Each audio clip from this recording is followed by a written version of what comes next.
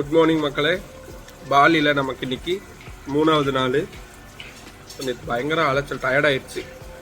நான் நல்லா கம்ப்ளீட்டாக ரெஸ்ட் எடுத்துட்டு காலையில் இன்னைக்கு நான் இது வரைக்கும் பார்க்காத ஒரு லேண்ட்ஸ்கேப், அதை பார்க்குறக்காக ரெடி ஆகிட்டுருக்கிறேன். ஸோ அதுக்கு முன்னாடி வழக்கம் போல் சாப்பிட்றலாம் அப்படின்னு. ஸோ முதல்ல பாபுக்கா சாச்சா அதுலேருந்து ஆரம்பிச்சிருக்கிறேன். சூப்பு, பட் ஆனால் காரம் கிடையாது, இனிப்பு வகை. நம்ம ஊர் தேங்காய் பால், இந்த ஊர் தேங்காய் பால், பாசி பருப்புலாம் வச்சு பிரெட் க்ரம்ஸ்லாம் போட்டு இனிப்பு. அதுக்கப்புறம் நிறைய ஐட்டம்ஸ் இருக்குது, எல்லாத்தையும் வச்சுருக்கிறேன். எல்லாத்தையும் பொறுமையாக ருசிச்சு சாப்பிட போகிறேன். இந்த இருக்கிறானே இவன் தான் சிக்கன். சொல்கிற பேச்சு கேட்குறாங்க, அப்படியே புழுவா வரான் வெளியே. ஆஹா,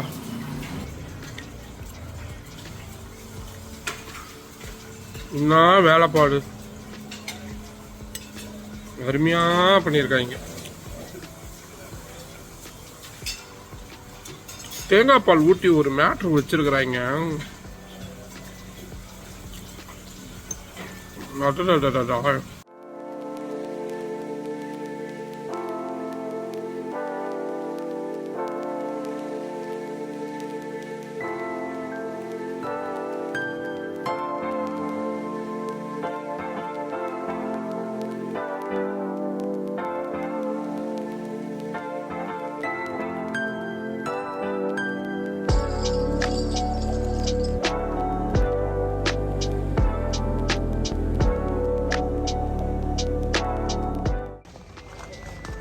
பாலியில் 3வது நாளுக்கு நம்ம உப்பு அப்படின்ற ஒரு இடத்துக்கு வந்திருக்கிறோம். அங்கேயும் காஃபி பிளான்டேஷன், காஃபி தயாரிப்பாங்கல்ல, அந்த செடி மரம் எல்லாம் இருக்கிறது. டேய் தமிழ்நாட்டுக்காரா, இதுதான் உங்கள் ஊர்லேயே இருக்கேடா, அப்புறம் எதுக்குடா இந்தோனேஷியாவில் அதுவும் பாலிக்கு போயிட்டு இங்கே போகணும்னு நீங்கள் கேட்கலாம். ஆனால் இங்கே என்ன மேட்ருனா, இங்கே ஒரு வகையான மங்கூஸ் பூனை மாதிரி ஒன்று இருக்கும். அந்த பூனை சாப்பிடக்கூடிய கக்கா இருக்குல்ல, அதில் இருந்து ஒரு வகையான காஃபி தயாரிப்பாங்க. அதுதான் வேர்ல்டுலேயே காஸ்ட்லியான காஃபி. அது எப்படி இருக்கு, தலைவன் அப்படி என்னதான் பண்ணுறான் பாருங்க, இருக்கிறான் பாருங்க பின்னாடி. இவன் போடுற கக்கா காஃபியாக தயாரிக்கிறாங்க. அதுதான் உலகத்தோட காஸ்ட்லியஸ்ட் காஃபியா. இவன் அப்படி என்னதான் பண்ணுறான்றதை பார்க்கணுன்றதுக்காக தான் மெயினாக வந்திருக்கிறேன். வாங்க போய் பார்க்கலாம். லுவா காஃபி உலகத்திலேயே ரொம்ப காஸ்ட்லியான காஃபி இதுதான். இதுக்கு காரணம் நம்ம ஹீரோவோட பேரு சிவேட். நைட் நேரத்துல காஃபி பழங்களை தேடி தேடி சாப்பிடுவாரு இந்த சிவேட் பூனை. நல்லா வயிறு ஃபுல்லா சாப்பிட்டு முடிச்சதுக்கு அப்புறமா அதை கக்காவா போவாரு. அந்த கக்கால இருந்து எடுக்கப்படக்கூடிய காஃபி கொட்டைகளை சேகரிச்சு அதை சுத்தப்படுத்தி தயாரிக்கிறதுனாலதான் இந்த லுவா காஃபி வேர்ல்டு ஃபேமஸ். இதோடைய ஹிஸ்டரி ரொம்பவும் இன்ட்ரெஸ்டிங் ஆனது. இந்தியாவுக்கு எப்படி 1600கள்ல பிரிட்டிஷ்காரங்க வியாபாரத்துக்காக வந்து நம்மளை அடிமைப்படுத்தினாங்களோ, அதே மாதிரி அதே நேரத்துல டச்சுக்காரங்க இந்தோனேஷியாவுக்கு வியாபாரத்துக்காக போனாங்க. அதுக்கப்புறமா கிட்டத்தட்ட 350 வருஷம் இந்தோனேஷியாவை முழுக்க முழுக்க டச்சுக்காரங்க தான் ஆட்சி செஞ்சாங்க. அப்போ பாலி, ஜாவா, சுமத்ரா மாதிரியான இடங்கள்ல காஃபி தோட்டங்களை டச்சுக்காரங்க அமைச்சாங்க. அதுல உள்ளூர்காரங்களையே விவசாயத்துக்காக அடிமைகளா வேலைக்கு போட்டாங்க. ஆனா அந்த விவசாயிகளாலேயே அவங்க வளர்த்த காஃபில கொஞ்சம் கூட எடுத்து குடிக்க முடியாத சூழல் இருந்துச்சு. அப்பதான் உள்ளூர் விவசாயிகள் ஒரு முக்கியமான விஷயத்த கண்டுபிடிக்கிறாங்க. அதுதான் இந்த காட்டுல சுதந்திரமா சுத்திக்கிட்டு இருக்கக்கூடிய இந்த பூனை வகை காஃபி காய்களை சரியா பார்த்து அதை சாப்பிடுது. அதுக்கப்புறமா அதை மலமா வெளியேற்றுது. அந்த மலத்துல காஃபி கொட்டைகள் அப்படியே முழுசா இருந்திருக்கு. அதை எடுத்துட்டு வந்து சுத்தம் செஞ்சு வறுத்து காஃபி போட்டு பார்த்தா பயங்கர டேஸ்டா இருந்திருக்கு. அப்புறமா கொஞ்சம் கொஞ்சமா இது காஃபி தொழிலாளர்கள் கிட்ட பிரபலம் அடையுது. அப்புறமா டச்சு வியாபாரிகள் காதுக்கு இது போய் இன்னைக்கு இது வேர்ல்டு பிராண்ட் காஃபியா இருக்கு. மத்த காஃபியை விட இந்த காஃபி டேஸ்டா இருக்கிறதுக்கு காரணம் காஃபி கொட்டைகள் பூனையோட வயிற்றுக்குள்ள போனதுக்கு அப்புறமா ஒரு விதமான நேச்சுரல் ஃபர்மெண்டேஷன் அப்படின்றது நடக்குது. இதனால காஃபி கொட்டையில இருக்கக்கூடிய புரோட்டீன் மற்றும் அதோடைய சர்க்கரை அமைப்புல மாற்றம் வருது. அதுதான் இதோட டேஸ்டுக்கான சீக்ரெட்டா இருக்கு. மத்த காஃபிகளை கம்பேர் பண்ணும் பொழுது இதுல கெஃபீன் அளவு அதிகமா இருக்குது அப்படிங்கறதுனால கம்பேரிட்டிவ்லி அதிக புத்துணர்ச்சியை கொடுக்குது அப்படின்னு சொல்லுவாங்க. ஆனா இது ஏன் இவ்வளவு விலை அதிகமா இருக்கு அப்படின்னு உங்களுக்கு தோணலாம். ஏன்னா இந்த காட்டு பூனைகளை நீங்க கூண்டுல அடைச்சு வச்சு எவ்வளவுதான் தரமான காஃபி காய்களை கொடுத்தாலும் இவங்க சாப்பிட மாட்டாங்க. சுதந்திரமா அலைஞ்சு திரிஞ்சு அவங்களுக்கு பிடிச்சதை அவங்களாவே தேடி சாப்பிடுவாங்க.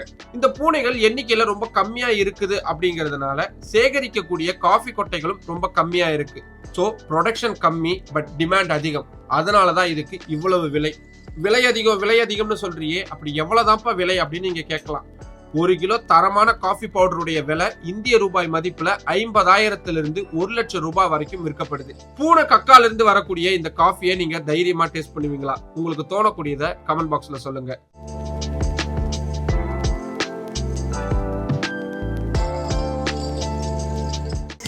கக்கா காஃபி குடிக்கலாம் முடிவு பண்ணியாச்சு.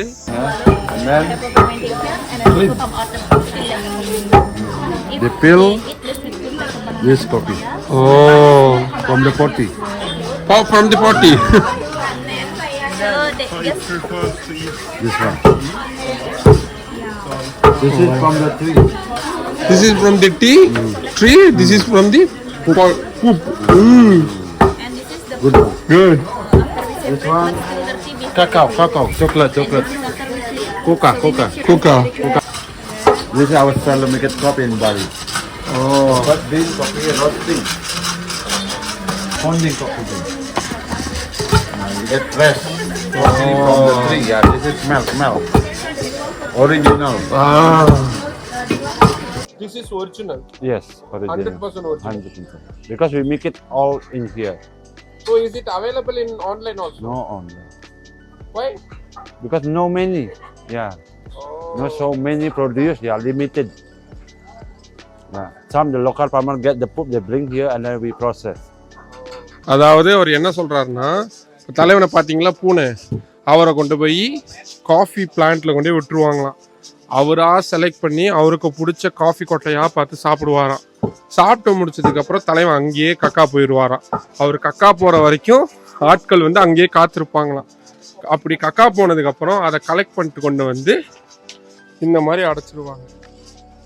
இப்படி அடைச்சு அதை அதுக்கப்புறம் இப்படி வறுத்து இடிச்சு பொடி பண்ணி வெள்ளைக்காரனுக்கும் நமக்கும் சாப்பிட கொடுப்பாங்க. இதுல என்னன்னா, பகல் நேரத்துல தலைவன் வந்து ரொம்ப சோம்பேறித்தனமா இருப்பாராம். நைட் நேரத்துல தான் குஜால் ஆயிடுவாராம்.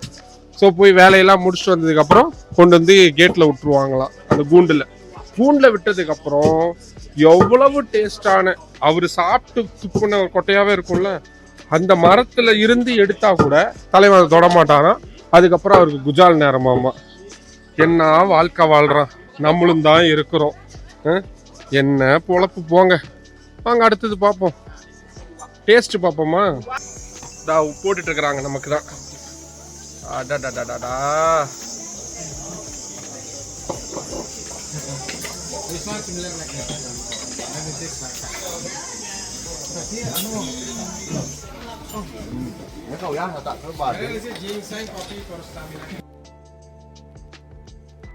So cat coffee, luwak coffee, நம்ம பாஷையில் சொல்லணும்னா கக்கா காஃபி, எது வேணாலும் சொல்லலாம்.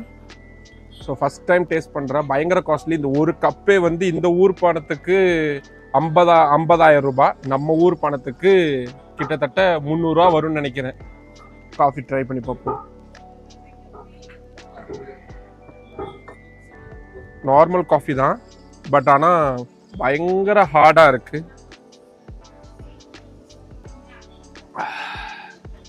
எனக்கு ஒன்றும் அவர்ஷனா அந்த மாதிரிலாம் இல்லை. நம்ம ஊர் காஃபி மாதிரியே தான் இருக்கு. பட் ஆனால் ஏதோ ஒன்று ஸ்ட்ராங்காக இருக்கு. ஃபர்ஸ்ட் அதோட அரோமா சூப்பராக இருக்குங்க. காஃபி பிரியர்களுக்கு தெரியல பாருங்க, கண்ணே கலங்கிருச்சு எனக்கு. ஆஹா, நல்லா இருக்கு, சூப்பரா இருக்கு. வேணும்னா நான் காஃபி நார்மலா காஃபி டீல சுகர் போட மாட்டேன். பட் அவங்க என்ன சொன்னாங்கன்னா, நீங்க போட்டு ட்ரை பண்ணி பாருங்க அப்படின்னு. ஸோ இந்த ஊர் பனை வெல்லம் மாதிரியா, கொஞ்சமா போட்டு ட்ரை பண்ணி பார்ப்போம்.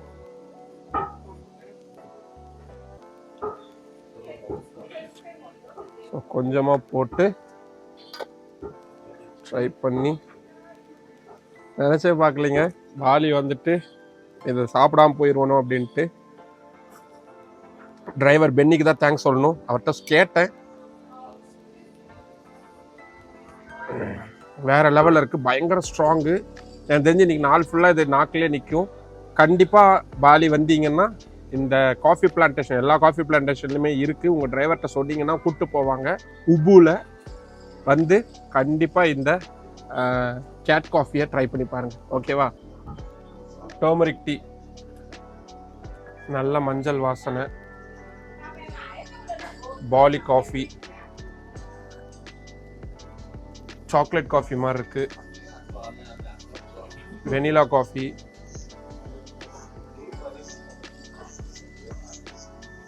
ஐஸ்கிரீம் பட் ரொம்ப டார்க்கா இருக்கு. கோகோனட் காஃபி ஒரே மாதிரி இருக்கிற மாதிரி தான் இருக்கு.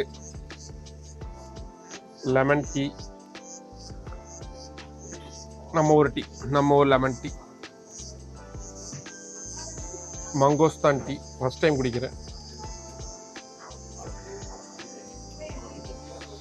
அந்த ஒரு மாதிரி புளிப்பு ஃப்ளேவரோட நல்லா இருக்கு. ரொசெல்லா டீ ஐஸ்கிரீம் மாதிரி இருக்கு. ஜிஞ்சர் டீ, அப்பா தொண்டை எரியுது. எங்க ஆத்தா கொடுக்குற கஷாயம் மாதிரி இருக்குது. லெமன் அண்ட் டீ,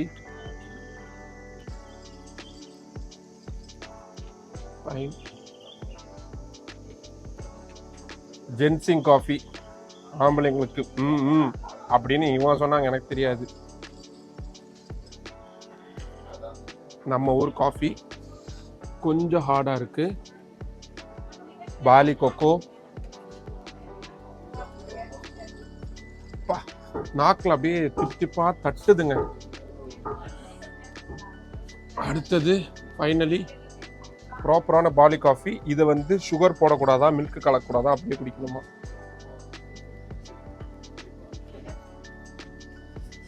நல்ல கசப்பு, நல்ல கசப்பு, நல்லா இருக்கு.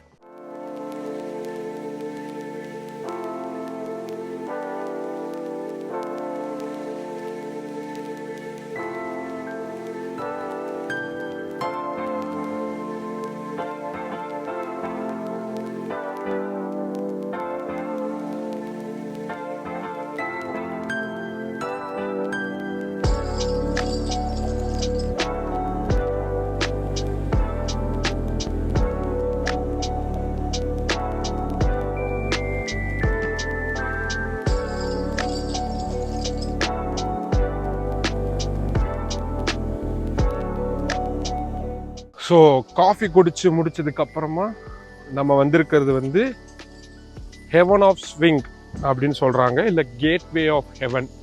நம்ம ஊர் பாஷையில் சொல்லணும்னா சொர்க்கவாசல். ஏன் அப்படி சொல்றாங்கன்னு எனக்கு தெரியல. பட் இங்க வந்து பார்த்ததுக்கு அப்புறம் தான் தெரியுது, ஜெயின் ஸ்விங்ஸா இருக்கு. அதாவது பெரிய பெரிய ராட்சத ஊஞ்சல் இருக்கு. ஒருவேளை அந்த ராட்சத கயிறு அந்துட்டு போச்சுன்னா நம்ம நேரா சொர்க்கத்துக்கு போயிடலான்றதுக்காக இவங்க சொல்றாங்களா என்னன்னு தெரியல. ஆனா என்ன, எல்லாம் கப்புள்ஸா வந்திருக்கிறாங்க, ஜோடி ஜோடியா வந்திருக்காங்க. கொஞ்சம் பொறாமையா தான் இருக்கு. சரி, நமக்கு இவ்வளவுதான் அப்படின்னு நினைச்சுக்கிட்டு நான் போய் எதெல்லாம் ஊஞ்சல் ஆட முடியுமோ ஆடி பார்க்க போறேன். பட் இடம் வேற லெவலுங்க, பயங்கரமா இருக்கு, சூப்பரா இருக்கு. நான் மேக்சிமம் காட்டுறேன் எப்படி இருக்கு அப்படின்றத, என்ன ப்ரைஸு, எப்படி வரணும், அது எல்லாத்தையுமே நான் சொல்றேன். வாங்க பார்க்கலாம். ஸோ ஃபஸ்ட்டு இது வந்து இன்ஸ்டாகிராமில் பொண்ணுங்களுக்கு வந்து நல்ல நல்ல ப்ரொஃபைல் பிக்சர் வேணும்னா நீங்கள் வந்து எடுக்கலாம். எப்படி எடுக்கிறது நான் பார்க்குறேன், ஏன்னா எனக்கும் ப்ரொஃபைல் பிக்சர்ஸ் வைக்கணும். அடே அப்பா, அதான் கேர்ள்ஸுக்கு சும்மா அப்படி வைக்கிற மாதிரி ஜம்முன்னு இருக்கு. ஆனால் என் ஹைட்டுக்கு பத்தலை, நான் எப்படி வைக்கிறதுன்னு தெரியல. ஃபோட்டோ எடுத்து பார்க்கலாம்.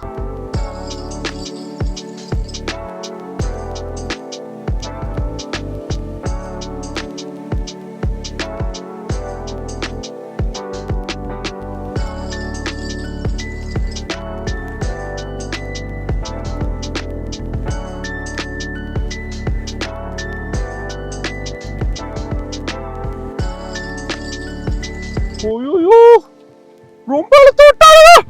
அம்மா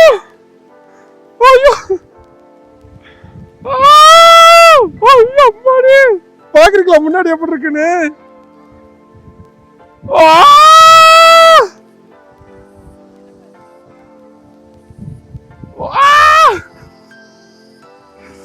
அட்டகாசம். பட் போச்சு, நான் முடிச்சேன். செமையா.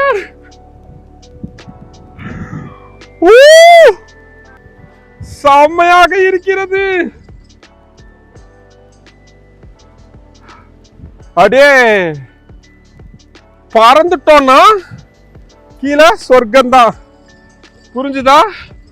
பறந்துட்டோம்னா கீழே சொர்க்கம்தான். அப்படி இருக்கு. அட்டகாசம். பாலில நீங்க மிஸ் பண்ணக்கூடாத ஒரு இடம் இருக்கு அப்படின்னா அது இந்த ஜெயின் ஸ்விங் தான். பாலில உப்புட் ஏரியால தான் இது பிரத்யேகமா இருக்கு.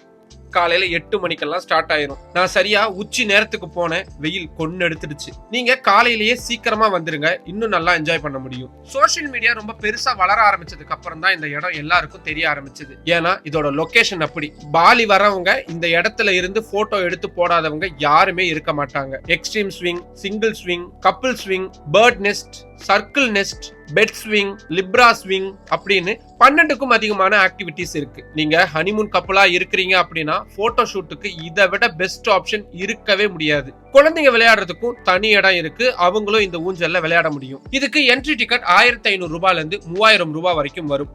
கொஞ்சம் காஸ்ட்லின்னு உங்களுக்கு தோணலாம், ஆனா இதுல அன்லிமிட்டடா நீங்க எவ்வளவு நேரம் வேணாலும் இந்த ஸ்விங்ல விளையாட முடியும். அது மட்டும் இல்லாம ஒரு அன்லிமிட்டட் காம்ப்ளிமெண்டரி மீல்ஸும் கொடுத்துருவாங்க. அது போக அவங்களே உங்களுக்கு போட்டோஸும் எடுத்து தருவாங்க. இது எல்லாத்தையும் விட அந்த பிரம்மாண்ட ஊஞ்சல்ல விளையாடும் போது அப்படியே வானத்துல பறக்கிற மாதிரி இருக்கும். கொஞ்சம் பயமாவும் இருக்கும், ஆனா லைஃப் டைம் எக்ஸ்பீரியன்ஸா இது இருக்கும். வழக்கம் போல பசங்களுக்கு காஸ்டியூம் அப்படின்லாம் ஒண்ணு கிடையாது, ஆனா லேடிஸுக்கு விதவிதமா அழகழகா ட்ரெஸ் இருக்கு. ஆனா அதுக்கு நீங்க தனியா 1000 ரூபாய் பே பண்ணணும்.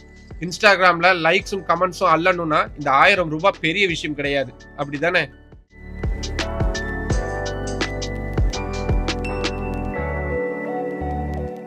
ஸோ ஜெயின் ஸ்விங் பிடிச்சாச்சு, சாப்பிட்டாச்சு. இனி அடுத்ததா நான் இது வரைக்கும் பார்க்காத லேண்ட்ஸ்கேப், இந்தியாவில் இல்லாத லேண்ட்ஸ்கேப், அதுக்கு தான் போயிட்டுருக்குறோம். எவ்வளோ வேர்வை பார்த்தீங்கல்ல. நிறைய தண்ணி எடுத்துக்கோங்க, நிறைய தண்ணி குடிங்க, இல்லாட்டி பயங்கரமாக டீஹைட்ரேட் ஆயிரும். ஸோ இனி அடுத்தது வித்தியாசமான ஒரு லேண்ட்ஸ்கேப்பை பார்க்குறக்கு போகிறோம். வாங்க போகலாம்.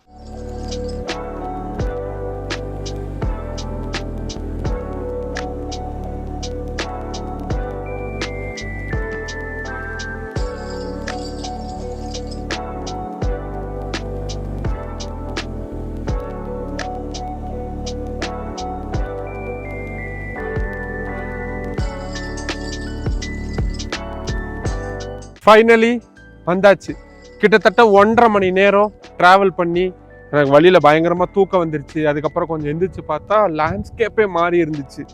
எங்கன்னு பார்த்தா இந்தோனேஷியாவோட பாலியோட கிண்டாமணி அப்படின்ற இடத்துக்கு தான் வந்திருக்கிறோம். இதில் என்ன ஸ்பெஷல் அப்படின்னு கேட்கலாம். என்னை சுற்றி பாருங்கள், ஃபுல்லாக மலை, அதுதான் ஸ்பெஷல். இது வரைக்கும் நான் பார்க்காத லேண்ட்ஸ்கேப். நான் நிறைய ட்ராவல் பண்ணுறவன், கல்ச்சர் பார்க்கணும், லேண்ட்ஸ்கேப்ஸ் புதுசாக பார்க்கணும், நிறைய ஃபுட்டு புதுசாக டேஸ்ட் பண்ணணும் அப்படின்றதுக்காக தான் என்னோட ட்ராவல் அப்படின்றதே இருக்கும். அப்படி நான் இது வரைக்கும் பார்க்காத ஒரு லேண்ட்ஸ்கேப், அதுதான் வால்கனோ.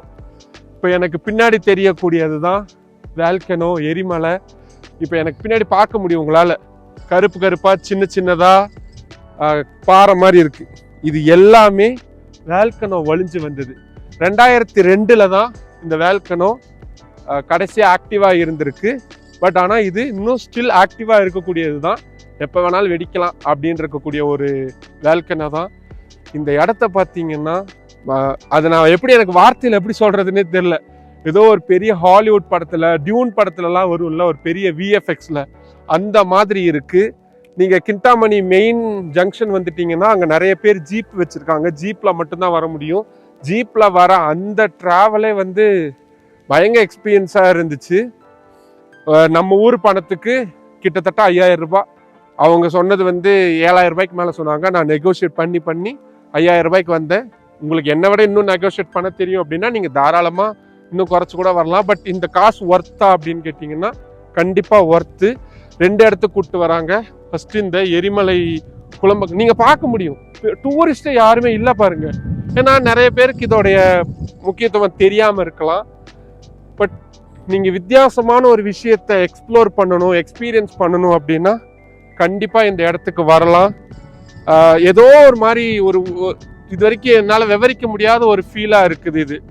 ஏன்னா இந்த இடத்துல மனித காலடி பெருசா பட்டிருக்காது, நம்ம பார்க்காது, இந்தியாவில் எங்கேயுமே இருக்காது. நீங்க இந்தியாவில் உலகத்தில் இருக்கக்கூடிய எந்த ஒரு லேண்ட்ஸ்கேப்புமே இல்லாத இடமே கிடையாது. கடல் இருக்கு, பனி இருக்கு, சாண்ட்யூன்ஸ் இருக்கு, பாலைவனங்கள்லாம் இருக்கு, வைப்ரண்டான கலர்ஸ், ஃபுட்டு, ஹோட்டல்ஸ் எல்லாமே இருக்கும். உங்களுக்கு 24 மணி நேரமும் மழை பொழியக்கூடிய சிறப்புஞ்சி இருக்கு.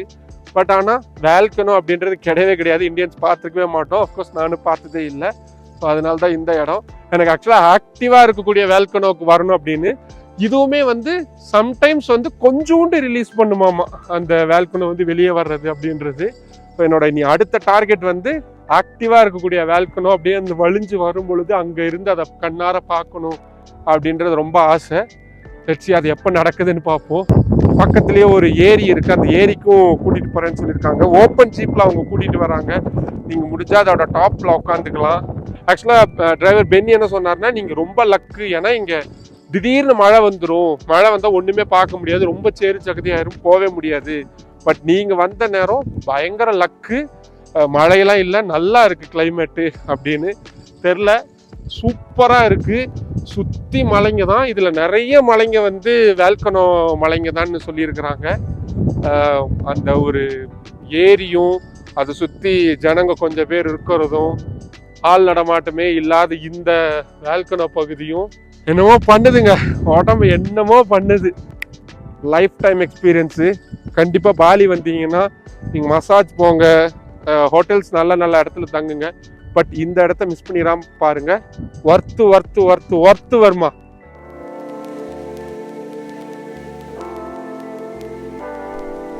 இந்த பிரெத் டேக்கிங்னு சொல்லுவாங்கல்ல, அது இதுதான். இப்போ கரெக்டாக அந்த ஜீப்பில் நம்ம போனதுக்கு அப்புறமா இந்த ஏரிக்கு கொண்டு வந்து நம்மளை விட்டாங்க.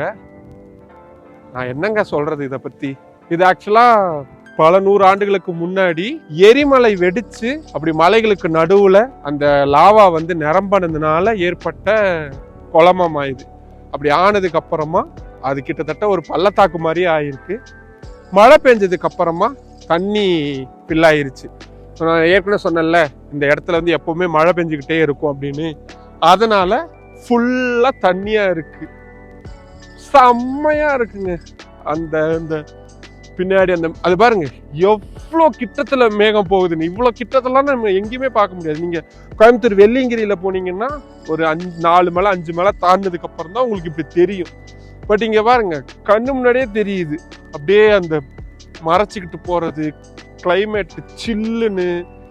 அங்க பாலியில மெயின் ஏரியால பயங்கர புழுக்கும், இங்க பார்த்தா சில்லுன்னு இருக்கு.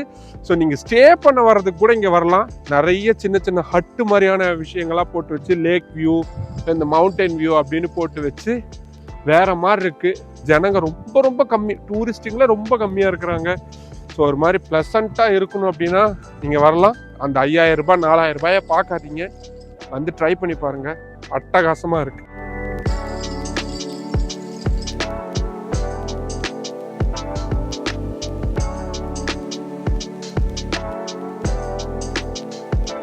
இப்போ வந்து பாலியில அசுக்காவத்தி அப்படின்ற ஒரு இடத்துல இருக்கிறோம்.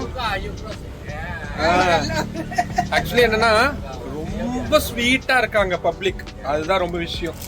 What is the name? கிரிப்பிக். அதாவது நம்ம ஊர்ல மரவள்ளி சிப்ஸ் இருக்கும்ல, அந்த மாதிரி. ஸோ இது வந்து ஒரு பொட்டி கடை மாதிரி இருக்குன்னு வச்சுக்கோங்களேன். இதை நான் பாலியில ஒரு பேக்கெட், இதுக்குள்ள இருக்க ஒரு பவுச் வந்து 10 ரூபான்னு சொன்னாங்க. அதாவது நம்ம ஊர் பணத்துக்கு நீ கணக்கு போட்டுக்கோங்க, இங்க 10,000 ரூபாய். ஆனா இது ஹோல் பேக்கெட்டுமே 15,000 ரூபாய். அதெல்லாம் விடுங்க, ஆனா பப்ளிக் அவ்வளோ ஹெல்ப்ஃபுல்லா. அங்க பாருங்க, செம்மையா சிரிச்சுக்கிட்டு அவ்வளோ அழகா ரிசீவ் பண்றாங்க. ஸோ யா பணம் சேஞ்ச் வாங்காம போயிடாதீங்கன்றாங்க, ரோடு கிராஸ் பண்ணுங்க பத்திரமா அப்படின்றாங்க. So sweet. Thank you. Goodbye. Thank you.